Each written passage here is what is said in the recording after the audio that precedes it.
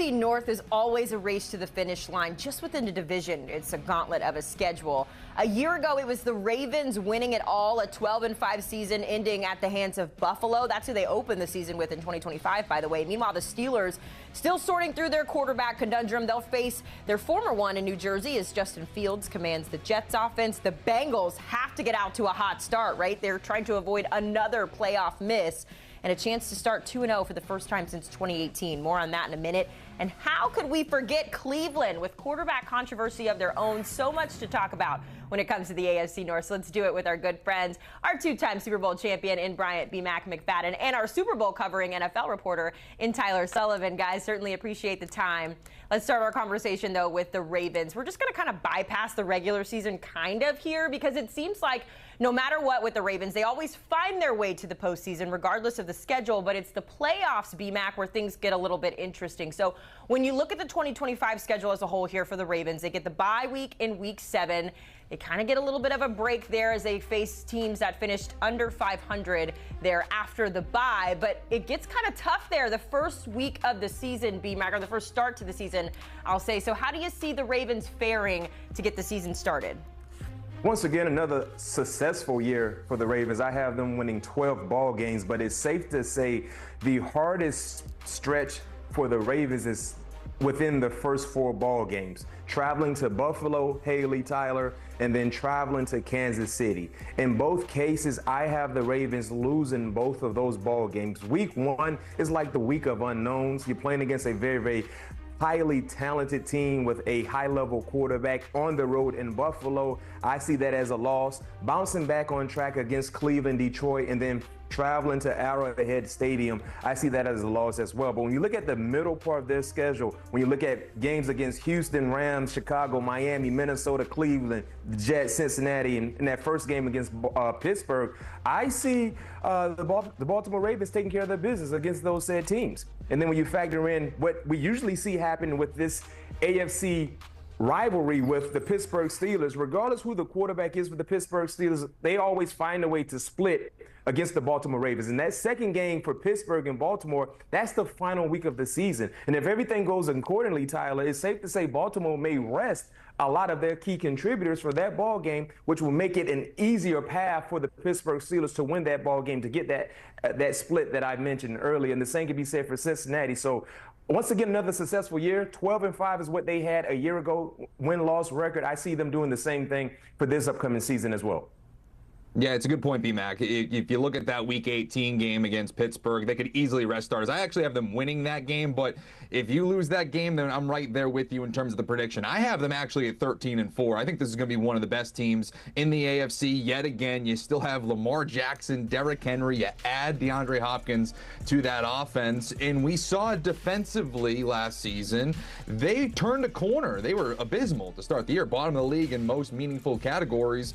You look at the second half of the year, they were number 1 in the NFL. So the answer of who the Ravens are defensively is probably somewhere in the middle in terms of where they were in 2024, how they ended it, and how they're going to be in 2025. The thing that I look at, and you referenced it, B-Mac, so tough out of the gate, going to Buffalo for Sunday Night Football. I actually think they're going to win this football game, though. I think they're going to go into that hostile environment and pull out the win in the upset, because you got to remember how last year ended. All the drops from Mark Andrews, the playoff struggles continuing for Lamar Jackson. They nearly were able to edge it out, but just some mental mistakes prevented them from advancing into the playoffs. I think they're going to carry a massive chip on their shoulder into that game to have a statement win that I actually think will come back around when we're talking about number 1 seeds and potential tiebreakers later on in the year. It could be a very important Week 1 win for Baltimore. We'll have to see it play out. That is certainly an exciting matchup, though. You got the 2 MVP finalists last year in Lamar and Josh Allen going head-to-head, so we'll see that on Sunday Night Football. Guys, I know I'm not the only one in saying that I am begging the Bengals to start the season strong. It has just been so tough to watch over the last couple of seasons. Thankfully, the schedule makers trying to throw them a bone this season. They get the Browns and the Jags. Sorry, Jacqueline, to start their regular season off strong. But yeah, we play the Bengals tough. yeah, okay. I All was right. just making that up. We gotta stay. We gotta stay on time here. So we'll keep the Jags commentary to a minimum. But I have Tyler, a whole other segment. I'm sorry. when It's coming. you look at the Bengals, a brutal stretch on Thanksgiving. It's going to be a true test there for Joe Burrow. It's still no good news as well. We got to talk about Trey Hendrickson. Give us a temperature check here on how you're feeling about the Bengals going into 2025. Yeah, it's really funny because I've kind of been bashing the Cincinnati Bengals throughout the offseason for what they weren't unable to do on the defensive side of the ball. Of course, the Trey Hendrickson situation is still ongoing. But then I'm going through the schedule and I'm like, win. And all of a sudden I look up and they're 12-5. And I'm like, how did they get here? The Cincinnati Bengals. And you referenced it early on in the season. If they do not take care of business against the Browns in Cleveland and the Jaguars, and also I'll throw the Vikings in there with a young J.J. McCarthy getting his feet wet in the NFL in week 3. If you don't take care of business out of the gate, then we are firmly putting this entire season on notice for Joe Burrow, for the head coaching staff and Zach Taylor, all of it. They should be able to start off hot. And overall, I love their offense. If they are what we saw at the end of last season, where they were going on this dramatic run to try to get into the postseason, Joe Burrow on his own and Jamar Chase are going to win a lot of football games. Now, the question is, and it's very similar to what we were talking about with Baltimore, can they actually replicate all of these wins into the playoffs? I have my questions about that because of that defense. I think they'll win shootouts when it gets to the nitty-gritty of the playoffs. If you don't have Trey Hendrickson, if you're really relying on Shamar Stewart, who had 4.5 sacks during his entire collegiate career, I have my doubts. And for me, that's why I'm going in more of a lesser direction with Cincinnati than you, Tyler. I see them winning 9 games. Now, you guys talked about the schedule makers threw them a bone this year to start their schedule off. Well, heck, they threw them a bone a year ago. Remember, week 1, they played against Jacoby Brissett and the New England Patriots at home, and they lost. But we talked about how bad they've been to start the season off. I really believe they were overemphasized getting off to a better start. So I see them coming out the gate 3-0. But then you look at some inspired defensive, offensive teams with balance. Detroit, Denver, Green Bay, and of course, their rivals in the Pittsburgh Steelers. I have them losing those ball games. And I think they get back on track in that stretch against New York, Chicago, usually split a series with Pittsburgh, but I have them getting swept this year with Pittsburgh. And then, of course, finishing off with Baltimore and then finishing off on a good note when you look at games against Arizona and Cleveland. But I have them winning 9 games this season, and it's a lot to do with Cincinnati doing Cincinnati-like things, losing the teams they shouldn't lose to, and how much improved will their defense be, especially if you're having a disgruntled Trey Hendrickson, or even worse, Trey Hendrickson not even in a uniform for Cincinnati. Yeah, the things with Trey Hendrickson certainly escalating in a direction you don't want it to go. Last time we heard, he said things are getting a little personal, and they have not come to an agreement there. So certainly something to keep our eye on. Also, a random fact that I don't know how much this really matters, but the Cincinnati Bengals will travel the fewest miles this season. I only mention that because the Commanders did that a year ago, and they made it all the way to the NFC East title. I am not saying that matters, but just a fun fact to keep on your mind as the Bengals get their season underway.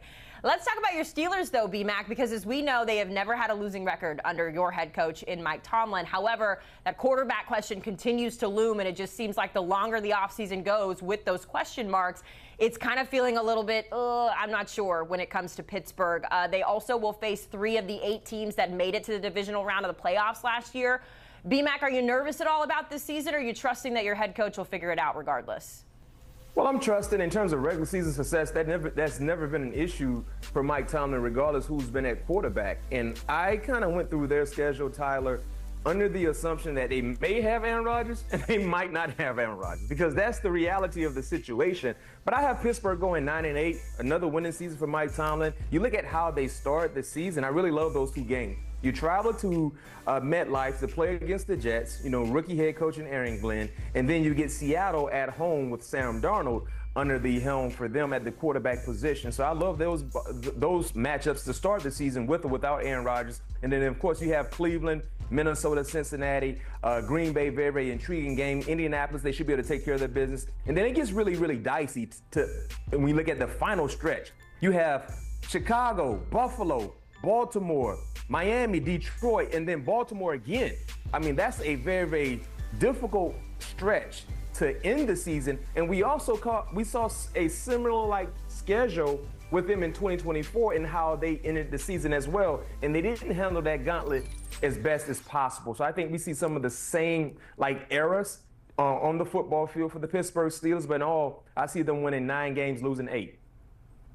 Yeah, the Pittsburgh Steelers by far are the toughest team to gauge when we do this exercise, right? Because we don't know the most important position. We don't know if Aaron Rodgers is going to come out of the darkness and say, you know what, I'm going to the Steel City. I'm going to be a Pittsburgh Steeler, or he's going to say, you know what, I'm going to stay in the darkness for a little bit longer. I'm calling it a career, which makes it really difficult to kind of figure out what they're going to be. For me, I'm treating it like they're not having Aaron Rodgers because right now they don't. Right now it's Mason Rudolph as their quarterback projected to be the starter in week 1. And to me, that results in the first under 500 season for Mike Tomlin, which is crazy to think about. But I think this is a 6-11 football team with Mason Rudolph as their quarterback. Now, if it's Aaron Rodgers, it's a different story. But I even look at week 1, B-Mac, and I say, you know what? If there's a revenge narrative, I think the schedule makers are trying to make it Aaron Rodgers versus the New York Jets. It could be Justin Fields against the Pittsburgh Steelers and him coming into that game with a little extra motivation to try to beat up on his former team that benched him over Russell Wilson. So I look at that and go, oh boy, this could be tough sledding if you're losing a game out of the gate to the New York Jets in New York. And as you referenced me, Mac, at the end of the season, look at that in week 10. You're starting on Sunday Night Football in Los Angeles against the Chargers. Then it's the Bengals. Going to Chicago against a much better Bears team with Ben Johnson as head coach. You face the Bills, the Ravens, even the Dolphins on prime time, and then the Lions in Detroit. That's real dicey. You're talking about a possibility there of 1, maybe 2 wins. So again, this is really tricky here for Mike Tomlin because he's always been that guy to have a high floor. Right now, I don't know if that floor is really high. Yeah, remember, too, the Steelers will play the first game in Ireland as well. They'll take on the Vikings overseas in week 4, so a good gut check there when it comes to just dealing with the schedule as it comes. Let's wrap up our conversation talking about the Browns because just there's so many storylines that we can hit at this point. And it's kind of sad that Shedeur Sanders was the one that stole all the headlines because they have so many other problems to address.